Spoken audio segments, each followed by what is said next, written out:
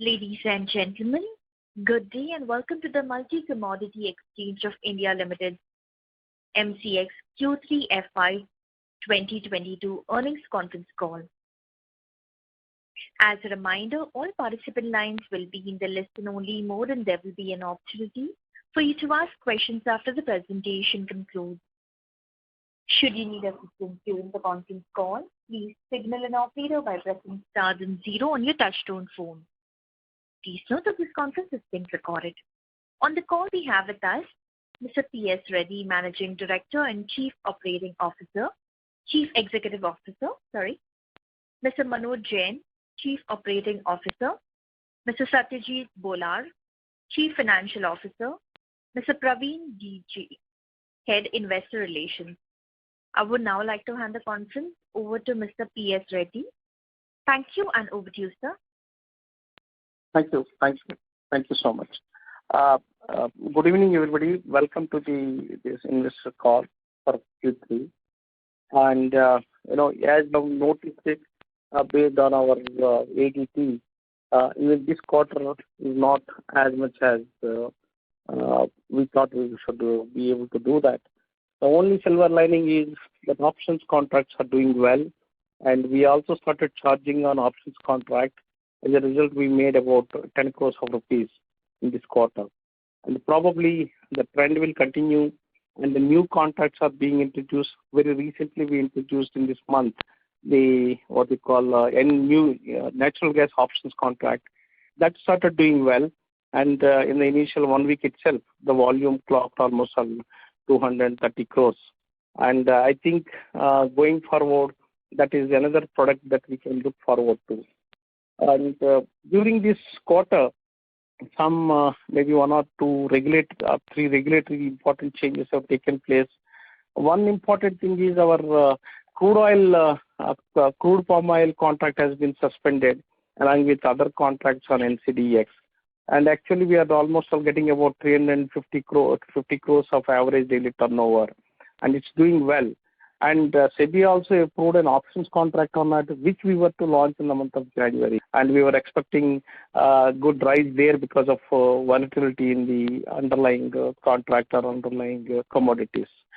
Unfortunately, as you are aware, that the price determination is not taking place on MCX.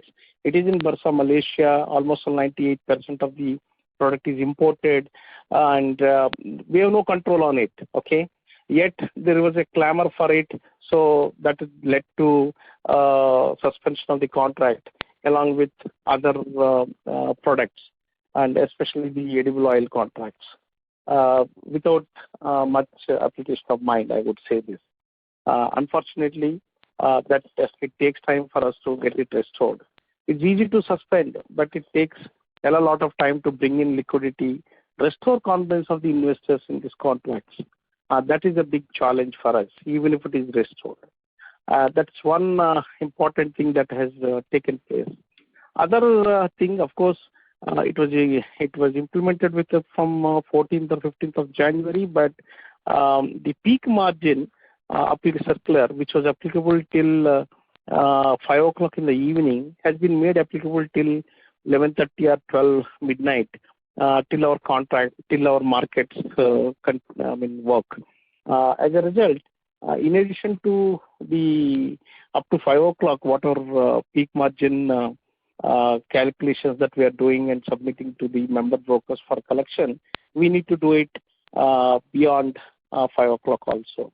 So that has also removed some operational leeway that was some brokers were enjoying maybe after the 5 o'clock. So that is another important development that has taken place. The third, which is important, is that the third important one is that segregation of collateral among various segments of the exchange. So we need to segregate it with respect to NSE, BSE, MCX, how much collateral a client has given, and that has to be uploaded on the exchange platform. It adds to a lot of compliance, but otherwise it doesn't, in my view, achieve much of any transparency. Yes, as long as you know how much total money has been given by the client, that's good enough. Don't need to earmark which exchange what, etc. And that takes away some operational leeway or add some work burden whenever that collateral is shifted from one exchange to another exchange or one segment to another segment. These are the three important things that have taken place. Apart from it, of course, SEBI has come out with the spot bullion exchange, domestic exchange guidelines. And since we do not have a trading platform immediately, our board has decided that we will have it developed. Maybe TCS will only develop using the existing platform, which they are developing for the CDP, that is Commodity Derivatives Platform. Once the build is given for our testing. Of course, up to drop 2, they have given that testing and the delivered, and the testing is going on. And maybe that stabilization will take some more time.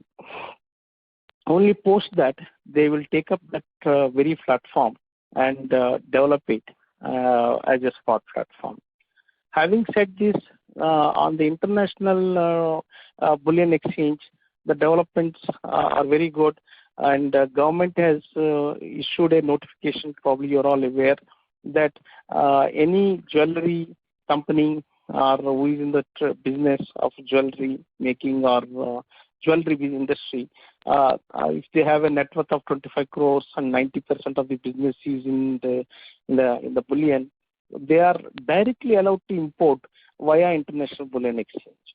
So many have shown interest, and many applications we are receiving it, and that is in a sense disintermediation. There are 20-25 canalizing agencies. So now people don't have to import via those canalizing agencies. They can directly import from these international bullion exchange. You are all aware that we have about 20% stake there, and all exchanges and MIS have put up this, BSE, NSE, CDSL, NSDL, and MCX. So this is another development that I must share with you. Then, in terms of client participation, etc., yes, we are more or less keeping that client participation as last year, because many are moving towards what should I say, towards options contract, and there the number is increasing, and we are hopeful that we will be able to shift the focus from futures to options. That doesn't mean that futures is not something that that's not worth pursuing it, but considering some of the margins that are there, clients are choosing between the two, and wherever there are high margins are there, maybe options are better for the investors to pursue, and that's how it is happening at this point in time. Mr. Bolar, you would like to update few on financials, and thereafter we'll keep it open for question answers. Okay, sir. Thank you, sir. Dear everyone, this December quarter as compared to September has been better. As MD said, we have started charging on option. The top line has increased by 5%, and we have been able to keep our costs under control, which you have been able to see from quarter to quarter. And thanks to that, we have a profit of around 6%. So when we compare to September 21, we are marginally better, which is good sign for us. And we have kept, more importantly, we have kept our costs under control, and we have started charging in options. So going forward, that's a positive trend that we see. Yeah, I'll now leave it open to question and answer. Thank you. Thank you very much. Ladies and gentlemen, we will now begin the question and answer session. Anyone who wishes to ask a question may press star and 1 on their touchtone telephone. If you wish to remove yourself from the question queue, you may press star and 2. Participants are requested to use handsets while asking a question. Ladies and gentlemen, we will wait for a moment while the question queue assembles.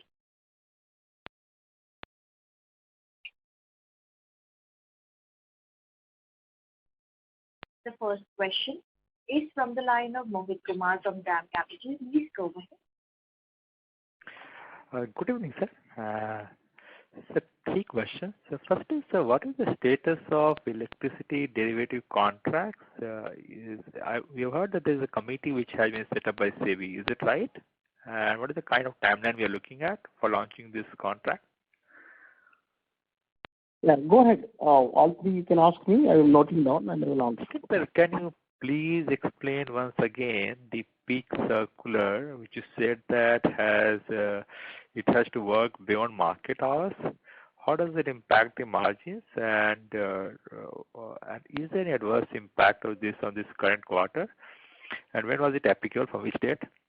And third is on the spot bullion exchange. Pardon my ignorance, but can you launch this in the current form, or do you need to set a separate bullion exchange? And what is the criteria for setting up this bullion exchange, and what is the kind of timeline we are looking at for launching this? There are 3 questions. Okay. Thank you. Thank you. See, on the electricity derivatives, there is a joint committee or a working group of CERC and SEBI has been set up under the agreement filed with Supreme Court. So they have set up a joint committee, and they are the ones who have to evaluate the contract specifications, and accordingly they have to take a decision. Pending that, we are organizing a lot of awareness programs, both from European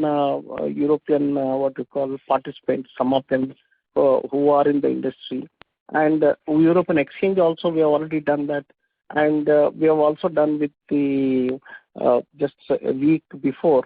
U.S. Energy Department has conducted a program where we also participated to CV, CERC.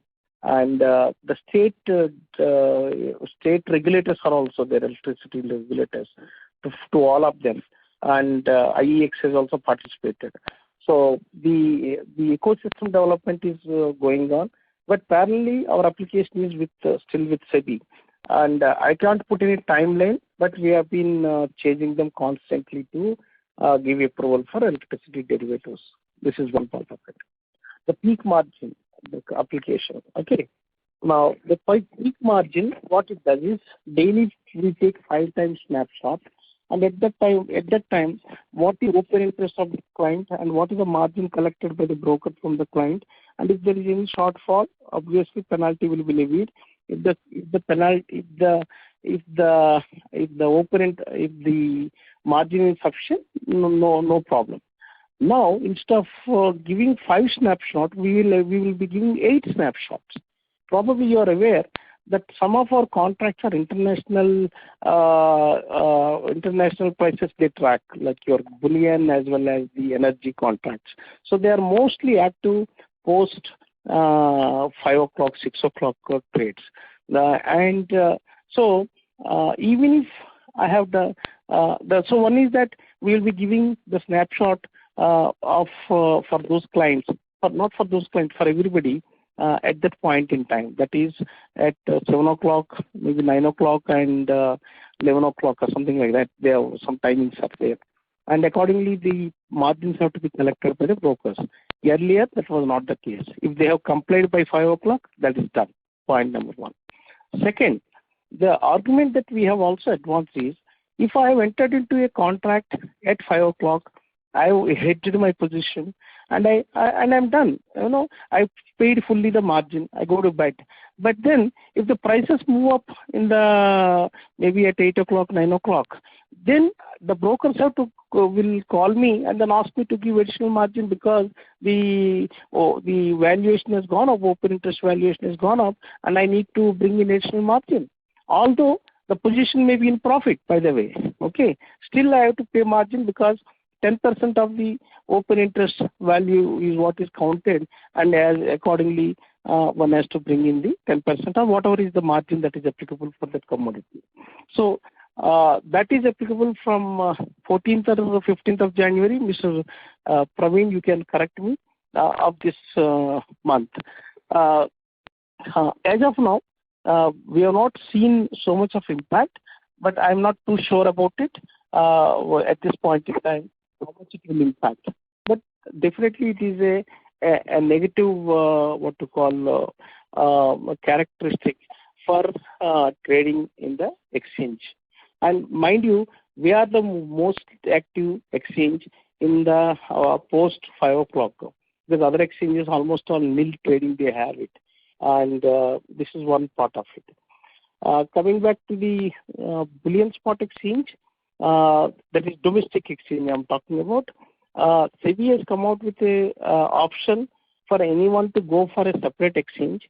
If you have to go for a separate exchange will have the same conditionalities, like no single entity can take more than 15%, and only certain entities are allowed to take 15%, rest are all up to 5%, etc., etc.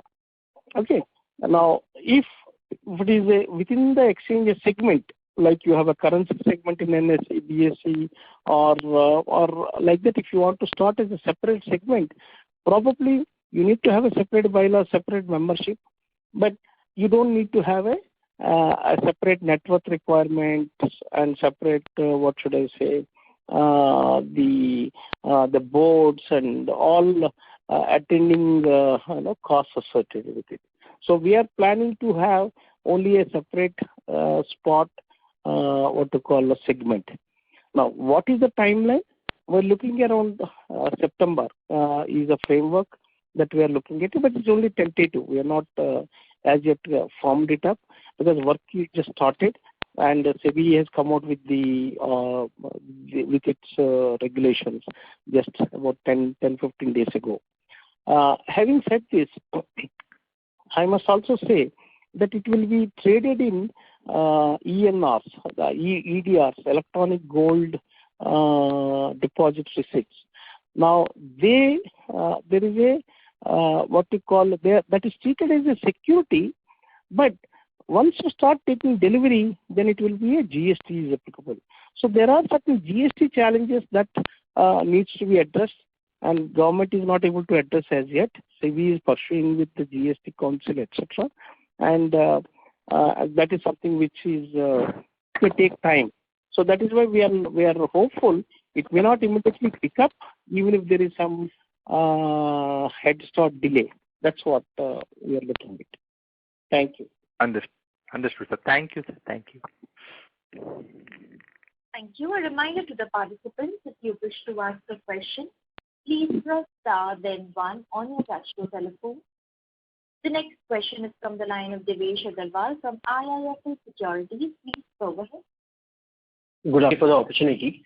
Sir, just wanted to understand, there were some talks of within the margin requirement also, the different components that are there in terms of BG, cash and others. There may be certain limit, and the cash component can go up significantly from Feb onwards. Is that correct? And if that happens, would that further impact the volume? What is your assessment, Singh? See, there is already limit is there.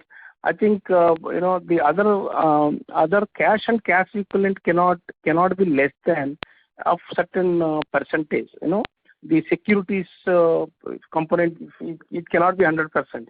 Securities can be with haircut, can be only 50% of the total margin given, etc.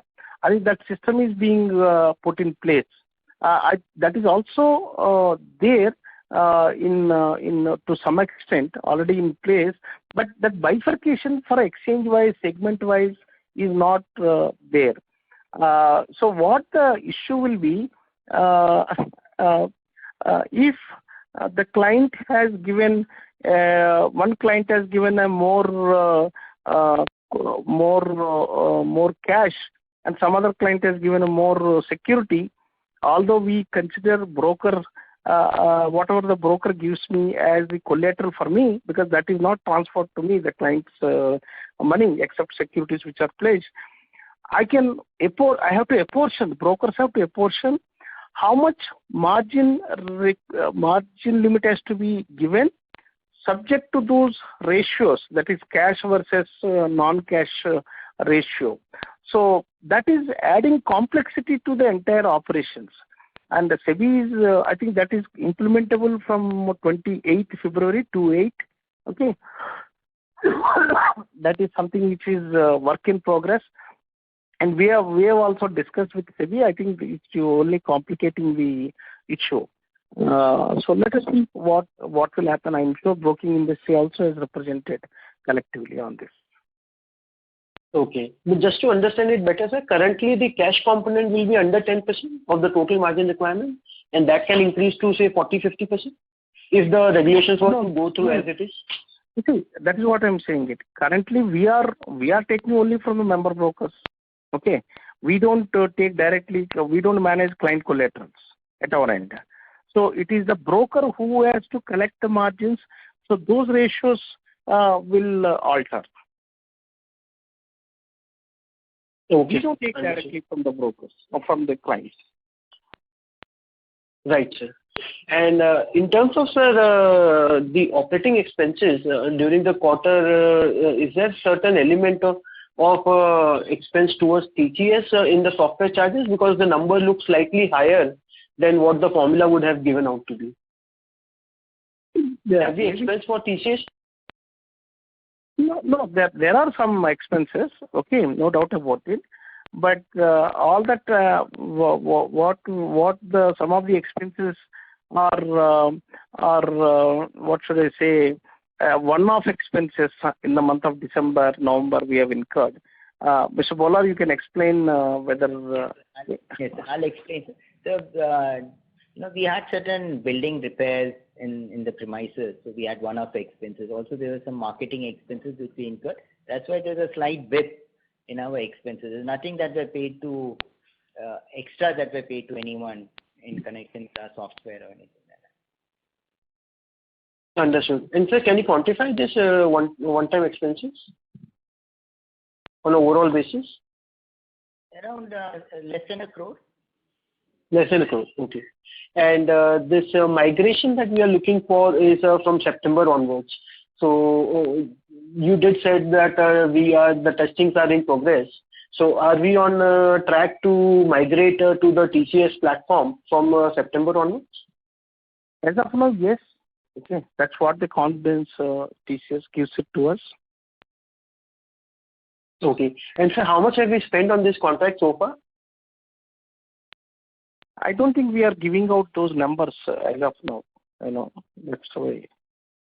Because it's hardware comes software. We have already acquired the hardware, and some software has got some phases. Accordingly, we will be paying them. And yes, that's the way it is at this point in time. Okay. Wait and for the last. Yeah. Go ahead. Yeah, and last one, sir, the other income looks slightly lower. Are there any M2M losses or anything in the quarter in treasury income? Not really. I mean, I'll take this, Mr. Reddy. As we discussed in the last meeting, we said that we had some tax-free bonds. So we have exited fully from tax-free bonds, and we have parked it temporarily in short-term and ultra-short-term mutual fund schemes. And as you know, in December, the yields had gone up, the 10-year yields had gone up. So but there's no loss. There's no loss that we have booked. Okay. And I think the tax adjustments are likely to be done only in 4Q. So for the first 9 months, we have not done any tax adjustment towards MAT. Yeah. No. So, I mean, as we mentioned in the earlier, whatever adjustments we have to do, we will do it in March. But since we have sold.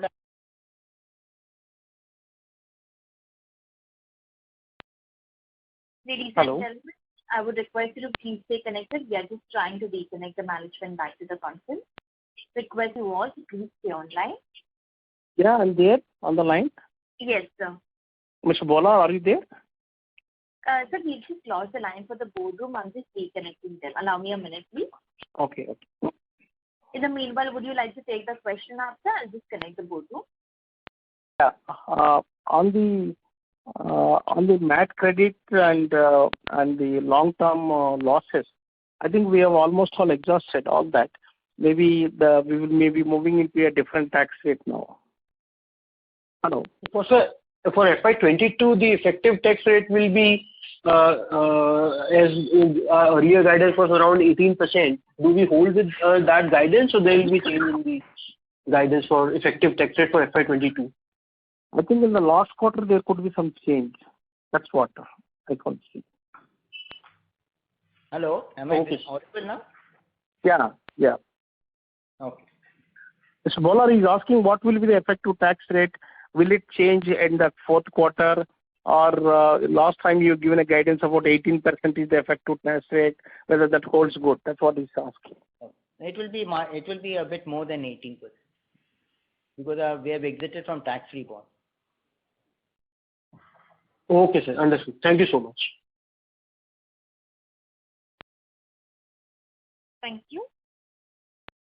The next question is from the line of Sanket Gora from Spark Capital. Please go ahead. Thank you for the opportunity.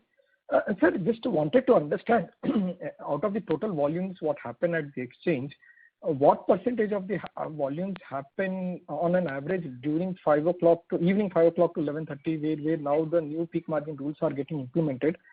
So where probably it was no impact in the past. So can we see some margin, some volume downwards, or if you can quantify what percentage of on an average volumes happen during those hours compared to the entire day? See, earlier we used to have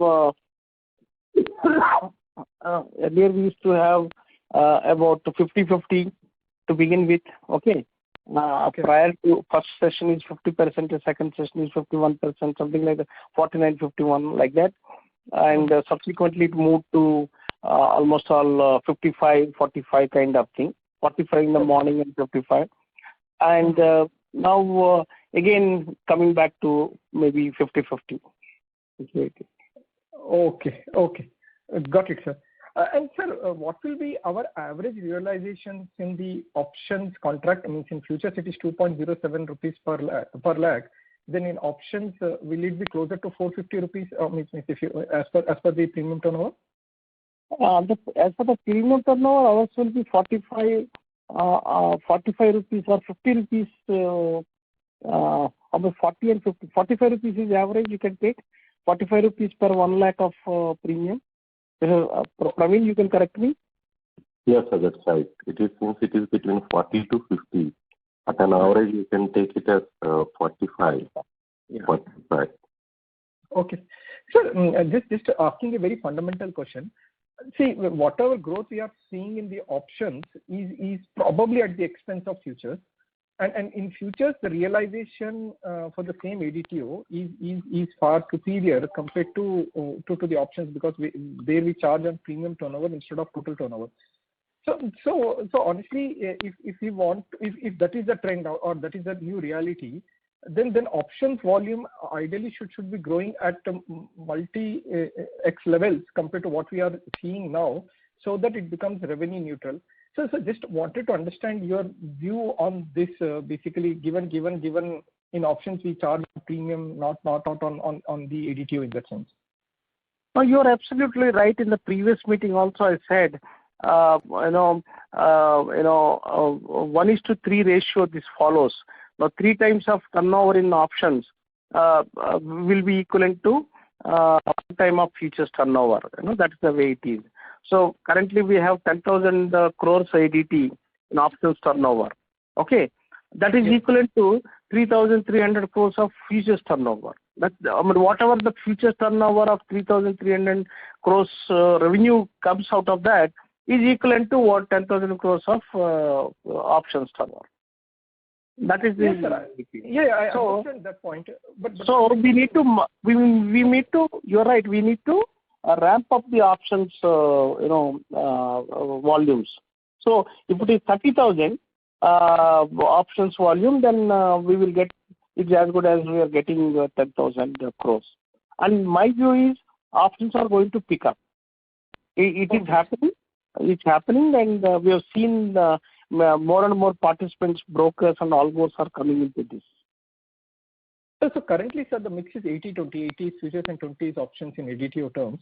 So we can assume that, but in a year or 2 years period, it will be more like 50-50, so that it becomes revenue neutral. Or you are very confident that 3x growth in the options is going to sustain going ahead also. That's the way.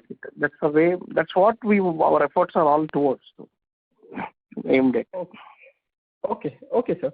And finally, on the spot bullion exchange, so basically, we need not apply for a separate thing with SEBI. Whenever this spot bullion exchange starts, we will start it as a separate segment. So only product approval is needed from SEBI, nothing more than that. So it is true for every exchanges, maybe like NSE, BSE, if they want to follow the same approach the way you are trying to say, sir, right? They too have to apply for a segment approval, not just a product approval, segment approval also. Because segment will have its own bylaws. Segment will have its own what you call membership.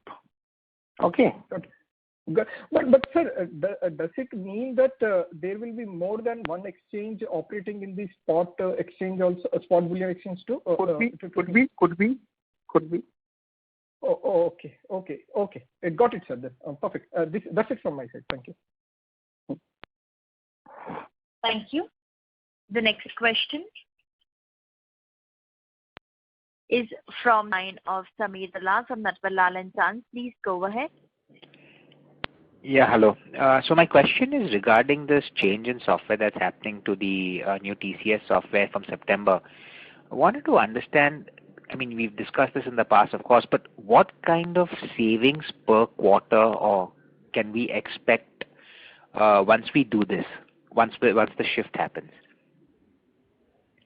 See, currently there is a what you call a transaction linked revenue sharing that is taking place. Correct. Okay. So that is done away with it, point number one, structurally speaking in terms of contracts. Okay.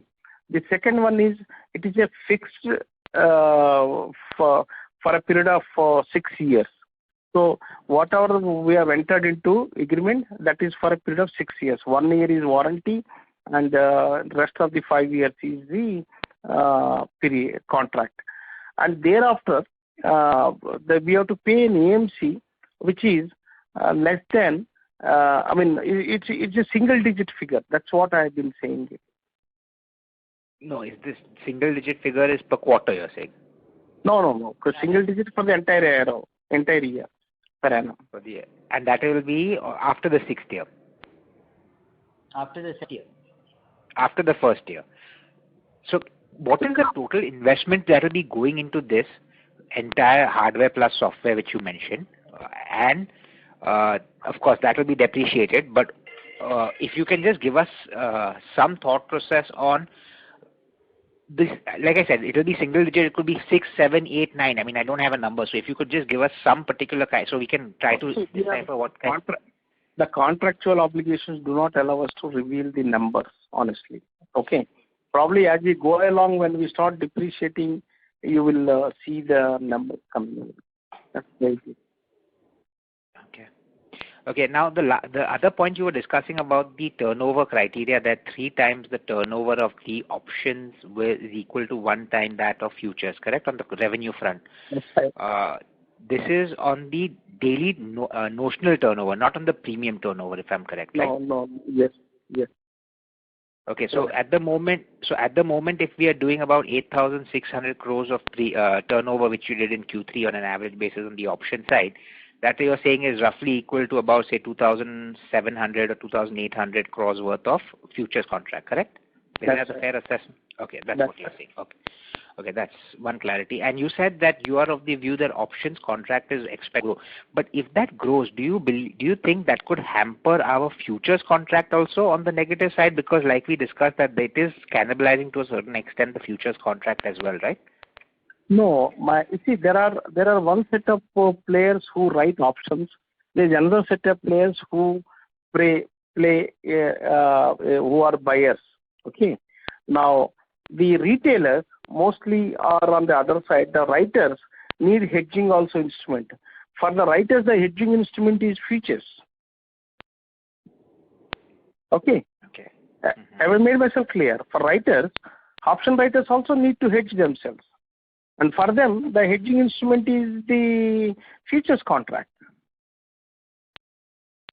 So you are saying overall you are expecting a growth in both sides if the options contracts grow. That's right. Okay. All right. I'll come back in queue. Thank you.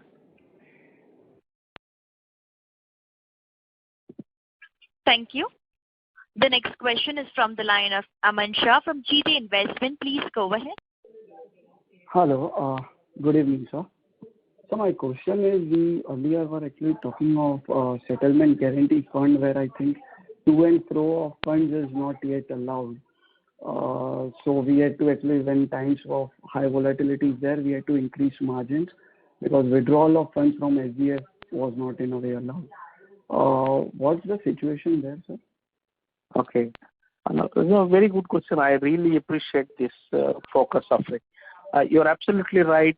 SGF has become a constraint for us, and we are willing to contribute as long as we are allowed to push in and push out the funds, as in pump in, pump out the funds as in needed.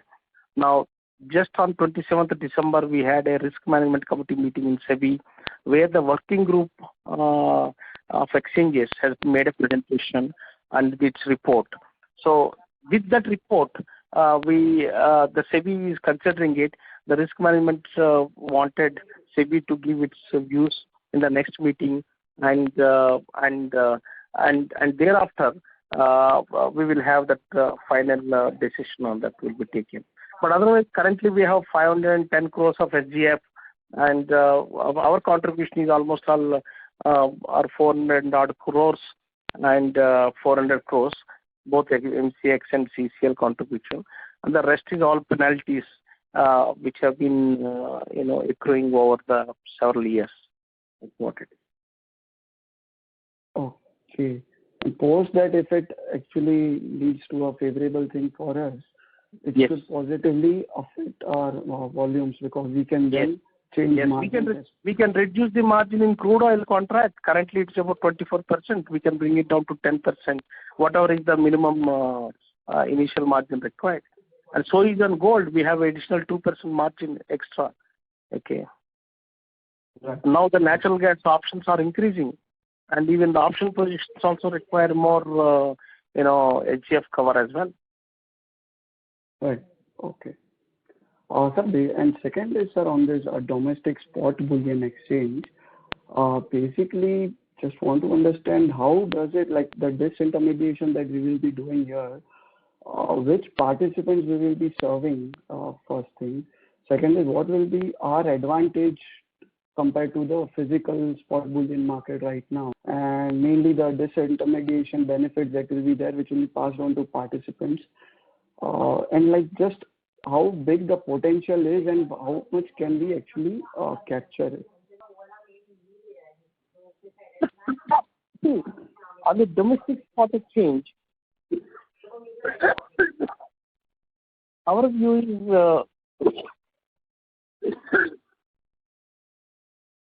there's a lot of non-transparency in transactions that are taking place in domestic physical market. Okay. Now that all gets eliminated. There are many people who prefer transparency. There are many people who want accounting to be done properly, and there are many investors who wants a quality stock to be received by them, and etc. etc. For example, a lot of investors want to take the gold in small denominations and then save, and at the end of maybe accumulation of 500 grams or a kilo, probably they want to take delivery of the the jewelry for post making, so they can transfer it seamlessly, those EDRs, and make the payment of GST as well as the making charges. So today, whosoever is going around in the Jewelry bazaars of the country, they all will be flocking towards to this exchange platform. Number two, even in many small towns, they go to jewelry shop and they don't have any guarantee of the metal that they are getting. They are not sure of the quality, whether it is 24 karat or it is still lesser, etc. So this will really help in bringing integrating this non-transparent market into a transparent market. This is a major development. Which is equally important is might is right is the kind of thing is also there in this market. Okay, and big fish eat the small fish kind of thing. But when they come onto the exchange platform, all are equal, transparent pricing, and small jewelers and small bullion people also can buy it on the exchange, take delivery, and be happy about it. But having said this, there are also arbitrage opportunities that will emerge. Currently, that arbitrage opportunities are not facilitated through an institutional mechanism. The spot exchange versus the future section that we have will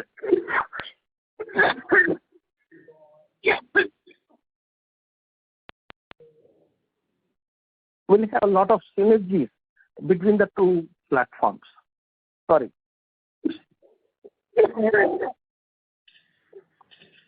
Go ahead. I'm done.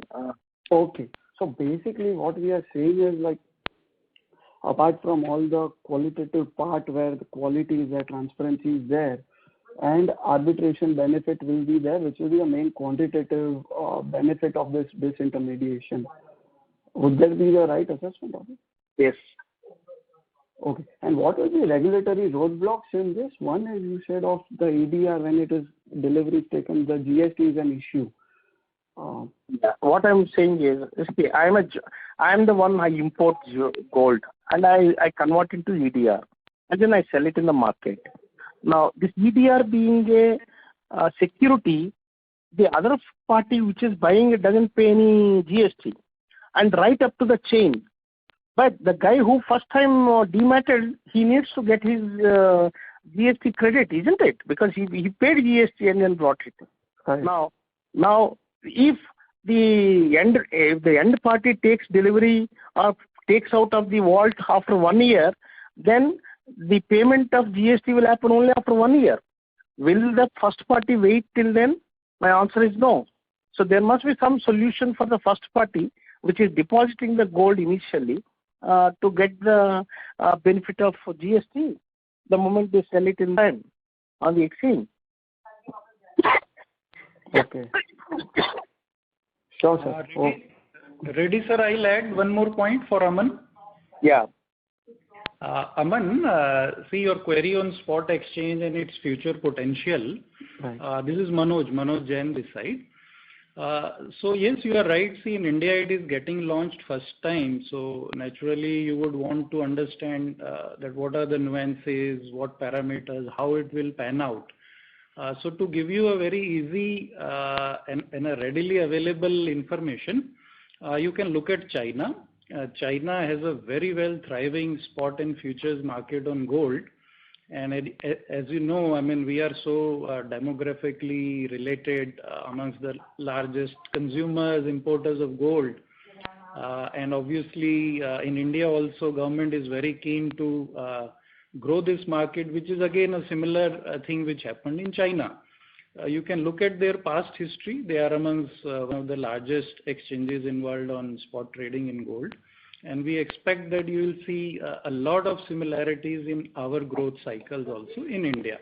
It will be a huge, and it is available on web, huge data, trends over the last few years. You will get wealth of information there. Right. Thank you. Thank you. Okay, sure. Thank you, sir. Thank you. Thank you. The next question is from the line of Sri Karthik from Investec Capital. Please go ahead. Thank you. Sir, if you could speak a bit about the operational issues that you'll have to go through for making the technology transition, and what would happen in the event of any delays with respect to timelines involved here? Thank you. See, at this point in time, we're not envisaging any delays at this point in time. And we are confident. The TCS is confident, and they are assuring that they will deliver it. So we are not debated that hypothetical question. And yes, MCX has a right to use the software, the current software, perpetual license that we have. May not be getting the support. That's the one way of looking at things. But yes, that is the way it is at this point in time. We don't we don't expect to overshoot the timelines.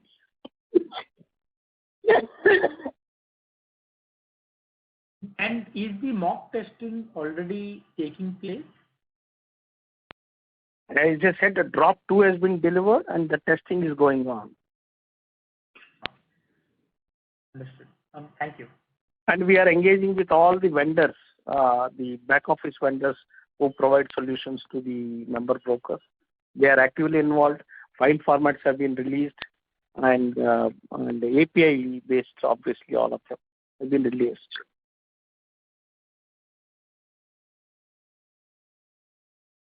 Thank you. That is it from me. Thank you.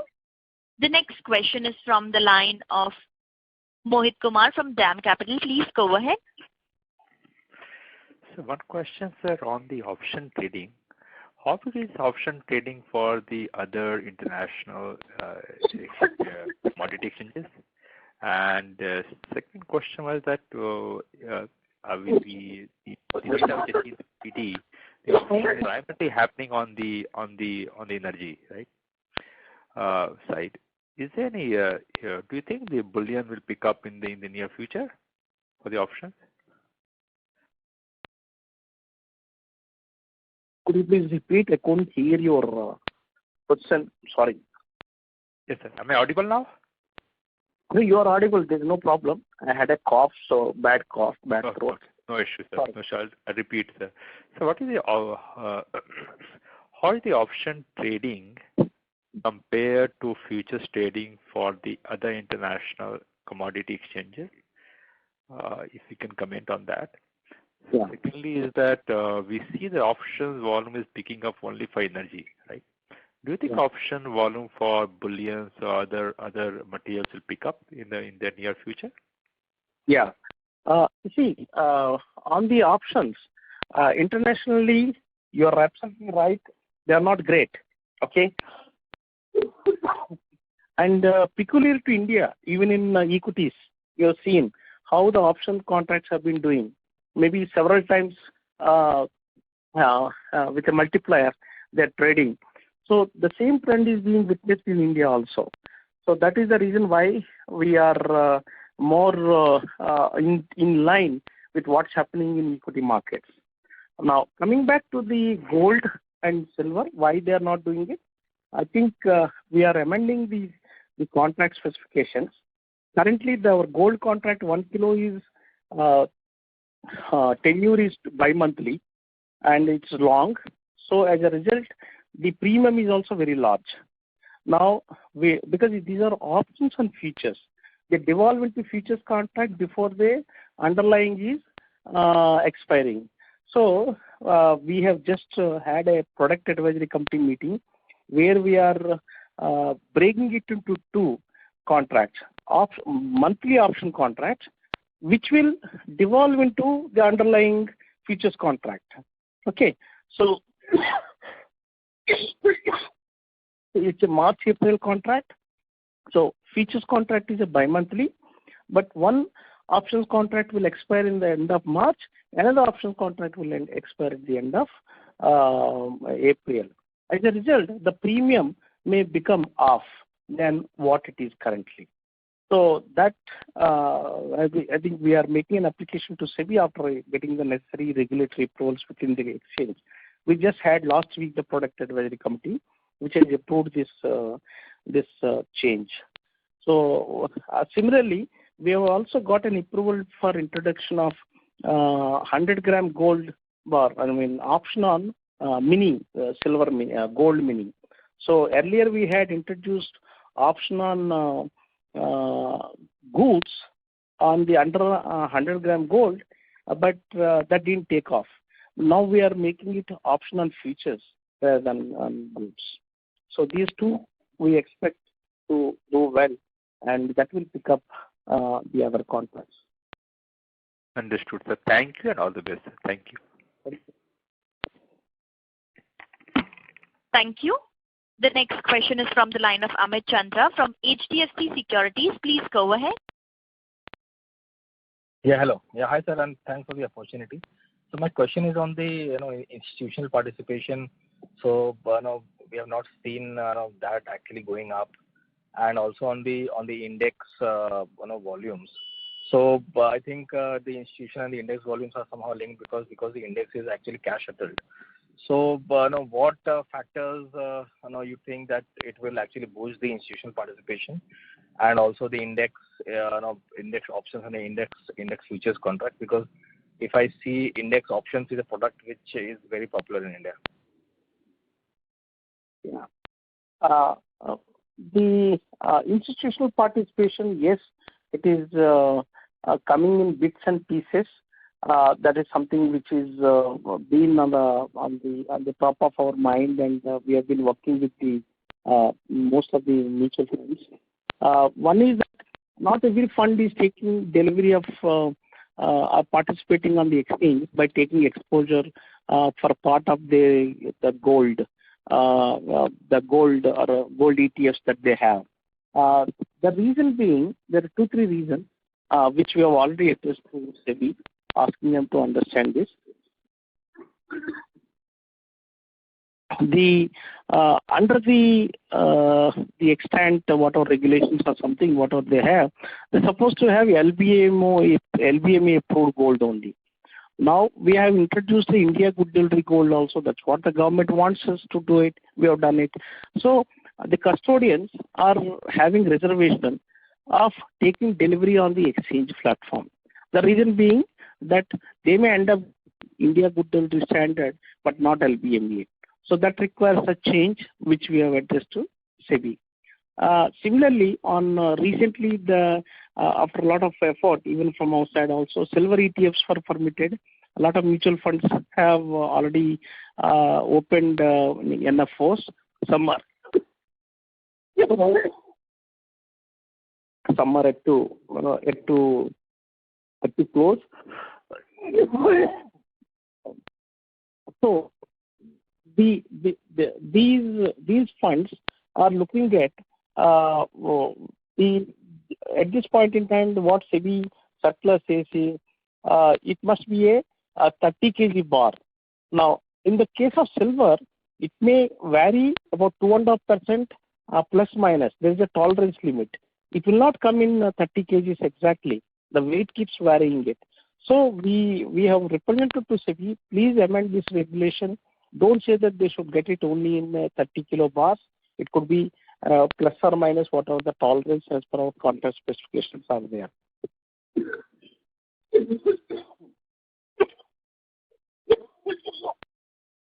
And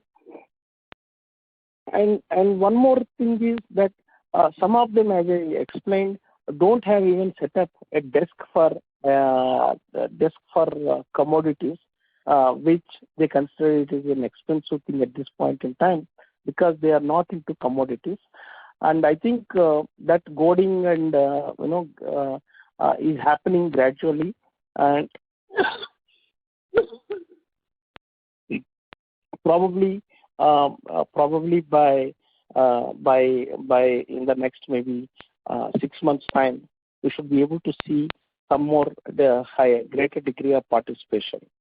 And probably if the FIs and others join, as SEBI is decided to permit, probably the institutional participation also will pick up, is our view.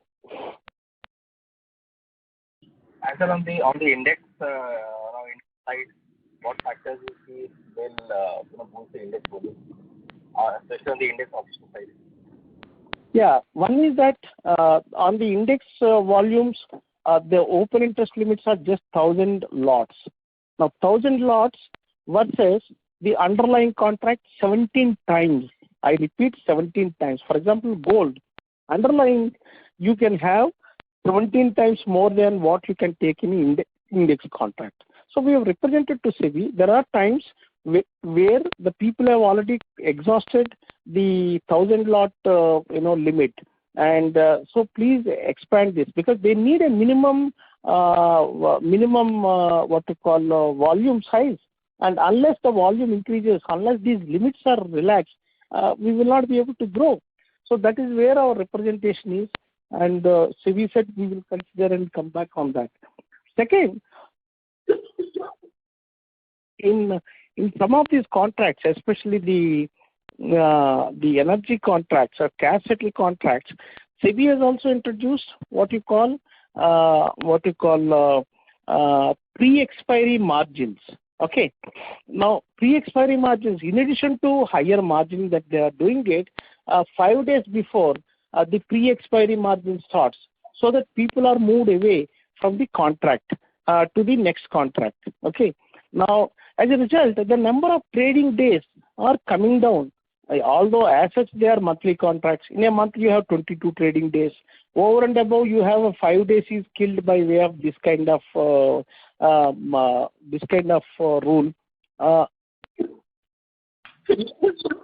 expiry margins. Okay, so the liquidity is impacting because of these regulatory hurdles. Okay. And sir, on the the crude margin, so we were expecting that to come down, but it has actually gone up. So what are the factors which are actually deciding to increase the crude margins, and also on the top 10 concentration of our members? So is it coming down YOY or is it going up? See, top 10 members is by and large remain the same, around almost 55 to 60%. Mr. Praveen, you can comment on that. You have it. Concentration of members, top 10. Yeah, I have it. It's about 60%. It's around 60% top 10. Yeah, top 10 accounts for 60%. It's been there earlier also. So that is one part of it. Second thing is the crude oil margin primarily it depends on the open interest. On the open interest, how much it will bring in, how much it will make our SGF requirement increases. So if it increases our SGF requirement, MCX and then CCL have to contribute in the ratio of 25 to 75. And this is where I pointed out, one gentleman asked one question, whether SGF you can contribute, put in and pump in, pump out the money, which we have been looking for SEBI's help in that. If that happens, we would like to lower the margins, pump in more funds, allow the liquidity to build, and that's the way it is. And we don't need to show that as a permanent loss to SGF. That fund can be taken back once the OI comes down or concentration comes down. Okay, sir, and thank you and all the best for the future, sir. Thank you. Thank you. Thank you. The next question is from the line of Rikin Shah from Omkara Capital. Please go ahead. Hello. So the way I see it, domestic exchanges have never been a competition for MCX, and volumes are very sticky in a business like this. However, global exchanges, where most of the corporates are hedging themselves, is the customer segment for MCX. So how does MCX plan to grow? The market share overall. I'm sorry, I couldn't get you the question clearly. So I'm trying to say that domestic competition has never been a competition for MCX. However, global exchanges, would be the real competition in a business like this. So how does the management plan to grow the market share going forward? Okay. How do we increase our market share globally? Okay. Now, if you see, honestly, we don't have an ambition to compete with international exchanges. Let's be very clear. Okay. And we need to be first grow in the domestic market. There's so many restrictions within the country which we face, but they don't face it. Be as it may be. Now, if you see, whom are we catering to? No international player is coming and then hedging on Indian exchanges. It is just the domestic SMEs and domestic players who cannot go abroad and then hedge their positions are hedging on domestic exchanges. Now, so our contract size is small. For example, in London Metal Exchange, ours is 5 tons, theirs is 25 tons. Now, obviously 25 tons is not required for many of the domestic players. So that serves our contract or our market serves that smaller segment. Now, once we are able to effectively cater, as of now, we are not able to cater to all of them because of the nascent stage in which this hedging is taking place, and many do not fully understand what hedging is, whether it means loss of money or whether it means no loss, no gain, or it means gain. So people are not able to fully assess its impact. So at this point in time, our interest is to increase the domestic participation in these contracts and make it serve the purpose for which these hedging products are devised. If once the domestic liquidity builds and more and more open interest increases, then we can look at others coming in.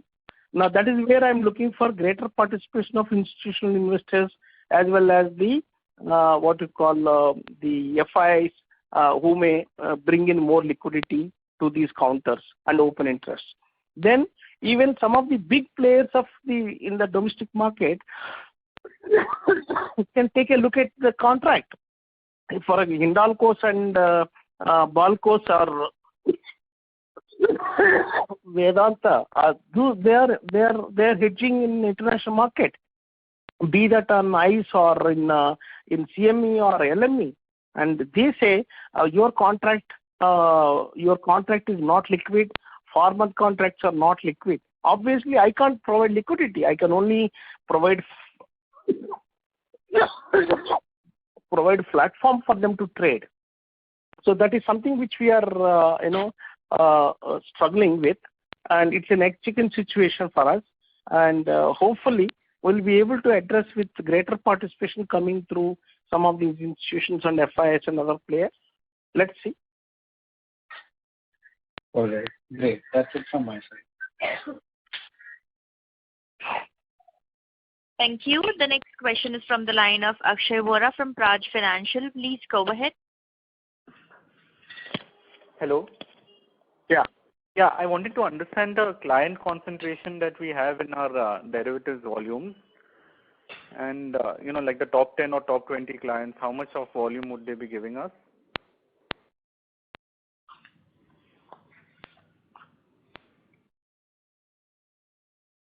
Hello. Yeah, 1 minute. I'm seeing that. I don't. Client level, I don't think we have readily. It is available. In fact, we publish it on a daily basis, like whatever is the OI position across the top 10 clients. Across the commodity wise, we give it. And we don't have at the exchange level, and it varies depending upon the contract to contract. Okay, but like an overall idea? At least I don't have the numbers right now, the numbers. Okay, but we have the algo clients. You have the algo versus clients, isn't it? Yeah, algo is about, if we want to give that way, it is roughly 48% algo for the 9 months, and 52% is the non-algo. That is the structure. Okay. Thank you. Thank you. The next question is from the line of Priyesh Jain from Motilal Oswal. Please go ahead. Now, this is one basic question with regards to your existing payment to 197. How till what date we have to pay them in terms of the in terms of the software charges that is currently based on the formula? I'm sorry, whom do we pay? So the software charges that we are paying right now, which is going to be transitioned to TCS, that payment currently that is being paid to the entity. That entity, till which date do we have to pay them? That is the current software vendor. Yes, that is 53 Moons is providing the software. How long do we need to pay? Yes. We need to pay till September of 22. September of 22. Okay, and immediately from afterwards, it goes to TCS. That's right. We want to migrate it much before that. Okay. And just one very basic question again. What will be the average, premium on the option for the quarter? Yeah, that number's already given in the presentation. I'll give you the numbers. It is about 11 crore for the quarter Q3. It is Just 180 crores versus the premium turnover is 184 crores versus notional turnover is 8,610. Okay. Okay. All right. Thank you so much. Thank you. The next question is from the line of Nilesh Jethani from BOI AXA. Please go ahead. Hi, sir. Thanks for the opportunity. So just wanted to understand. So, in case of driving the volumes for the options, you are planning or on the position to divide the 1 kg contract into 100 grams as far as the bullion is concerned. No. Is that already done? No. That is not correct. We are not changing the contract. Please, futures contract remain as a 1 kilo and bi-monthly contract. The options on futures, that is the option on future contract, will be a monthly contract. So, before the expiry of the futures contract at the end of 2 months, there will be 2 contracts. One will expire in the 1 month and next one will expire in the next month. Got it. So this will help to reduce the premium number also. Absolutely. That is, then the participation will increase. Got it. So this is already done, or we are in the it would be implemented going forward? No, it's not done. Just we had a product advisory committee meeting. It requires a lot of approvals. Then we will take it to our regulatory oversight committee. Then we have to take it to SEBI. It's like that. Okay. So how long it would take to do this? It may take about 2 months' time. Okay. And are we planning to do this for other commodities also? Say, for example, crude, we have 100 barrels. So are we planning to reduce that? Yeah. So just to add to that one, see, it is only in case of bullion, because we have bi-monthly contracts. For example, if you take gold and silver, they are all bi-monthly contracts. But in case of crude oil, already monthly contracts are available. Whether we wanted to go for a weekly and another thing, that is at currently, whatever monthly contracts, they are already doing extremely good. Okay, and bullion are the ones where the participants have been asking for monthly contracts, because the bi-monthly, because of the duration is higher, the premium is getting higher. And apart from it, the value of bullion is also gone up. Now it is almost all 50 lakhs. So with 50 lakhs of contract, what the premium of 2 months will be very high. So one advantage, like just to add to that one, like a gold mini, which happened to be earlier when it was launched, that time it was launched as a option on goods contract. And what we plan to do is we wanted to come out with a gold mini option on futures contract, because on our platform, the gold option on futures have been doing extremely good. All our contracts happen to be option on futures. Got it. So one is this time duration where we are taking it down from 2 to 1 month. So my question was on the crude side, there is an optionality where we can reduce this number of barrels for the options contract and again increase the volumes over there. One of the regulation, what they say is there are 2 challenges to that one. One is the regulator says that we cannot have multiple variants. We need to have only one variant. Apart from in bullion contracts, if you look for any other contracts, we need to have only one variant. We cannot have multiple variants. So the current that is why we have done away with the mini contracts. Otherwise, mini contracts were getting us about 30-35% revenue. I mean, ADT into these. So we had aluminum, copper, zinc, lead. All of them had mini contracts. They have done away with it. We had a crude mini also. That is done away with it. And apart from it, the options have to result into underlying contract, underlying futures contract. So we can't bifurcate into a smaller one, because the underlying is 100 barrels. Got it. So what kind of volumes are you guys sensing which would be picking up because of this bi-monthly? No, I don't think we will give out any numbers on that. No, thank you. Makes sense. Yeah, that was my question, and thank you so much.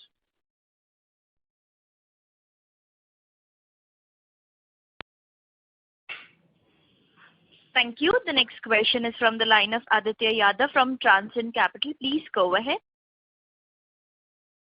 Yeah, hi. Thanks for the opportunity. Sir, firstly, I wanted to ask regarding the gold mini option you were talking about, that you had certain disadvantages with the option on goods and you plan to reintroduce it as an option on the future. So if you could elaborate a bit on that, what kind of disadvantages we had with option on goods? See, we had introduced option on goods along with the what we call LES, Liquidity Enhancement Scheme. Okay. Notwithstanding the quotes being given two-way, the people are not coming forward because the option writers have to deliver necessarily the option. They don't know exit for them except for delivery of the goods. Okay, and the buyer also has no option but to take delivery, whereas people got used to it, the futures contract, and they're willing to. I'm sorry. As a cash settlement. As a cash settlement, and or even if they will get extra days because the liquidity will be more here in the futures, so they get more time to liquidate before the option expiry.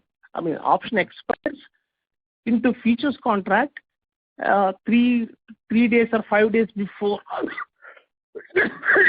before the future expires. So they have an option to exit. Okay. That's why the goods contract did not succeed. Okay. And sir, good discussion we had on the bullion and the energy part. And if you could talk a bit about the base metals part also, that what are the challenges here and what are the efforts we're taking to grow this market, and any kind of qualitative assessment for near term, let's say 12-15 months. Yeah. See, in the case of bullion contracts, one is that we are admitting the domestic. I'm sorry. In the case of in the case of base metals, we are taking some of the domestic refiners bringing in so that their participation will also enhance liquidity into these products. So we have that is one quick decision that we have taken, and it will happen maybe next week or so. Some domestic refiners in lead will be admitted. Now, the second thing is we have introduced the multiple delivery centers in these contracts. If you look at it, some of these metals are imports, so we need to be proximity. Our delivery centers should be close to the port. So we have opened additional delivery centers in Calcutta and in Chennai, and we have expanded them for other products also. And in the right up north, in the Noida area, where there's a lot of consumption of this metal takes place, we have also introduced an additional delivery center.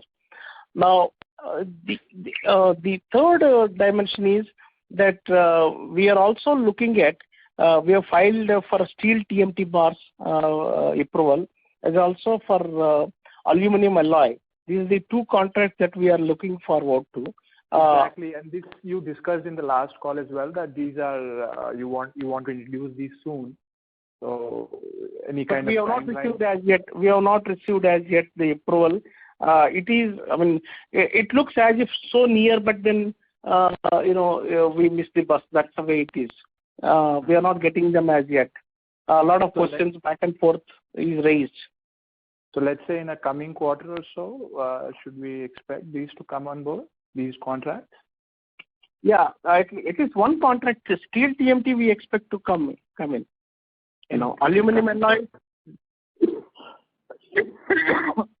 alloy, they are expecting the BAS to notify those specifications. Now, BAS takes its own sweet time, and SIDAC has already approved it, that if the BAS has a standard, it's fine. If it doesn't have a standard, then whatever MCX or any exchange suggests, we should go forward and approve it. That's the way it was, decision was taken.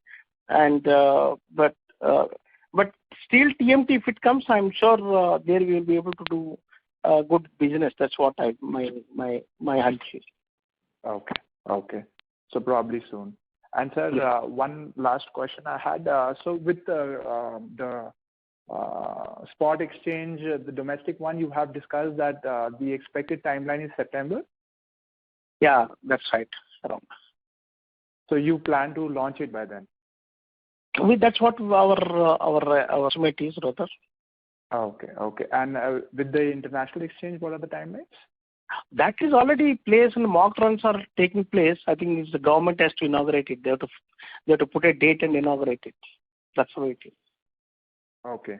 The mock runs are taking place. Yeah. Okay. Thank you. That's it from my side. Thank you. Good. Thank you. Thank you. The next question is from the line of Siddharth Shah, an individual investor. Please go ahead.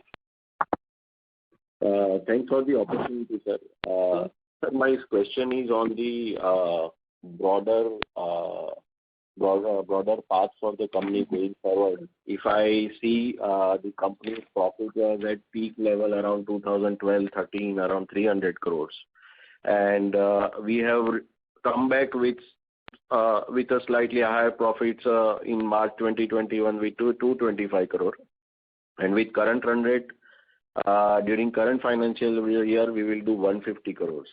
So, sir, despite all the initiatives taken by the management, the financials have not really improved. In fact, they are showing a declining trajectory. So, sir, do you see in next 2-3 years we will be able to achieve the peak profit of 300 crores in next 2-3 years? See, I'm not giving any number to it, but this happened to be a very bad year. Okay, it's a very bad year. In terms of other income, that is also hammering us. In terms of regulatory tightening, that is also hammering our growth. So from all sides, we are cornered in that sense. So we are hopeful. Maybe the new year holds a promise the way that we are moving forward, and hopefully we'll be able to achieve something in that. Okay, sir. And my second question, sir, any clarity on the 20 crore that we have spent on this gold bullion exchange? Are we going to amortize it or write it off any amount in next 6 to 12 months? We are yet to take a call on it. That in this quarter we will be able to take that call. That is, you are saying by March 22 quarter we'll be able to take a call? That's right. Oh. Okay, sir. Okay. That's it from my side, sir. Thank you. Thank you very much. Ladies and gentlemen, that was the last question for today. I would now like to hand the conference over to the management for closing comments. Over to you, sir. Thanks to all of you and being patient with us. And yes, we are making every effort to bring make best out of the worst situation that we are currently in, and in terms of regulatory framework as well as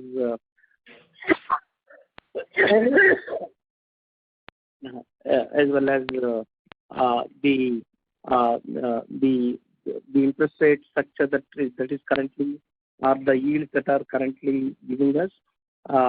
Hopefully, maybe next year we will be able to do better. And thanks to all of you for your interest in the company. Grateful. Thank you very much. On behalf of Multi Commodity Exchange of India Limited, that concludes this call. Thank you all for joining. You may now disconnect your lines.